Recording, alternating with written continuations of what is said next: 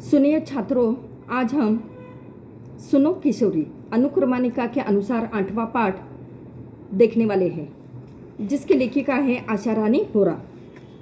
आज तक हमने नवनिर्माण कविता देखी, उसके बाद पेड़ होने का अर्थ कविता देखी, इसके बाद हमने आदर्श बदला ये पाठ देखा और उसके बाद पाप के 4 हथियार ये गद्य पाठ हमने देखा। आज हम 8वां पाठ सुनो किशोरी देखने वाले हैं। अब देखिए लेखक का परिचय। श्रीमती आशा रानी होरा जी का जन्म 7 अप्रैल 1921 को अविभाजित भारत में झेलम के जिले की तकवाल तहसील स्थित ग्राम में हुआ। आधुनिक हिंदी साहित्य में नारी विषयक लेखन में आप अपना अलग स्थान रखती है। प्रतिष्ठित पत्रिकाओं में आपने लेख धारावाहिक रूप से छपते रहे। विभिन्न क्षेत्रों में अग्रणी रही महिलाओं के जीवन संघर्ष को चित्रित करना और वर्तमान नारी वर्ग के सम्मुख आदर्श प्रस्तुत करना आपके लेखन कार्य का प्रमुख उद्देश्य रहा है। अब आपकी रचनाओं ने लेखन की नई धारा को जन्म दिया और हिंदी साहित्य में नारी विमर्श लेखन की परंपरा को समृद्ध आपने किया है। आप अनेक प्रतिष्ठित पुरस्कारों से सम्मानित है। आपका निधन 2009 में हुआ। श्रीमती आशा रानी होरा जी ने जो कृतियाँ लिखी है उसके नाम देखिए, उनकी प्रमुख कृतियाँ देखिए। भारत की प्रथम महिलाएं, स्वतंत्रता सेनानी लेखिकाएं, क्रांतिकारी किशोरी, स्वाधीनता सेनानी, लेखक, पत्रकार आदि। विधा का परिचय। अब ये विधा क्या है? आज तक हमने एकांकी देखी, उसके बाद हमने नाटक देखा, उपन्यास, उसके बाद कहानी, रेखाचित्र, निबंध, कविताएं, दोहे, अलग अलग साहित्य के प्रकार देखे। लेकिन ये जो प्रकार है ये पत्र शैली का लिखा हुआ प्रकार है। तो विधा का परिचय क्या है देखेंगे हम। अनेक साहित्यकारों, महान राजनीतियों को द्वारा अपने परिजनों को भेजे गए पत्र ने तत्कालीन साहित्यिक, सामाजिक, राजनीतिक, सांस्कृतिक स्थितियों का लेखा जोखा प्रखरता से प्रस्तुत किया है। इन पत्रों का कला पक्ष साहित्यिक कलात्मकता को स्पर्श करता है। अब हमने विधा का परिचय देखा, इसके बाद हम पाठ परिचय देखेंगे। लेखिका ने अपनी इस नवीनतम पत्र शैली में किशोरियों की शंकाएं, प्रश्नों, दुश्चिंताओं का समाधान एक माँ, अंतरंग सहेली और मार्गदर्शिका के रूप में किया है। किशोरियों के हृदय में झांक कर मित्रवत उन्हें उचित, अनुचित, करणीय, अकरणीय का बोध भी कराया है। हमारे देश की नई पीढ़ियाँ आज पश्चिमी देशों से आ रहे मूल्यों और संस्कारों का अंधानुकरण करती जा रही है। हमारे देश की संस्कृति और परंपराओं को कालबाह्य और त्याज्य मानकर उनकी अवहेलना कर रही है। आत्मनिर्भर हो जाने से युवक युवतियों का जीवन के प्रति बदला दृष्टिकोण, विवेकहीनता और जल्दबाजी में लिया जाने वाला निर्णय नई पीढ़ी का जीवन सौंदर्य नष्ट कर रहा है। लेखिका के अनुसार नए मूल्यों को भारतीय संस्कृति, परंपरा और संस्कारों की भूमि पर उतारकर स्वीकारना होगा। इसी प्रकार पाठ का परिचय हमने देखा। अब ये जो पत्र है लेखिका ने अपनी लड़की, जिसका नाम है सुगंधा को ये पत्र लिखा है और वे अपनी बेटी को, अपनी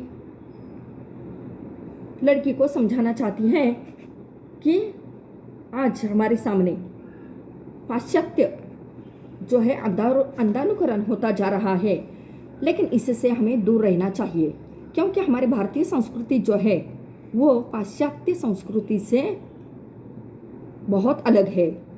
हमारी भारतीय संस्कृति में रूढ़ियाँ हैं, परंपराएं हैं और आज तक हम इन्हें मानते आ रहे हैं।